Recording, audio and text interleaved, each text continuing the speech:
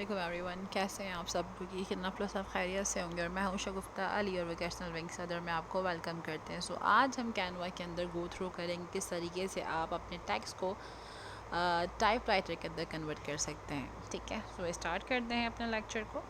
Typing effect किस तरीके से आप दे सकते हैं अपने टेक्स्ट में। सो आज हम ये गो थ्रू करेंगे। सबसे पहले आप टेक्स्ट पर आ जाए और यहाँ पर हम एक रैंडमली टेक्स्ट ऐड कर लेते हैं। We are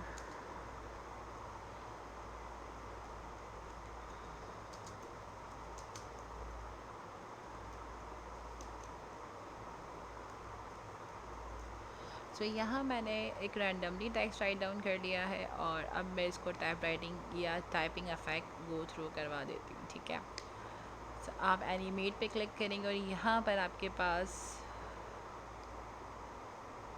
type writer effect है।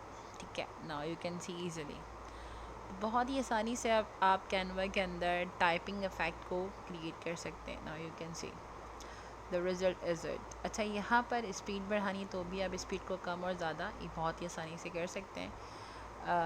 यहाँ पर करैक्टर्स और वर्ड्स को भी आप गो थ्रू कर सकते हैं।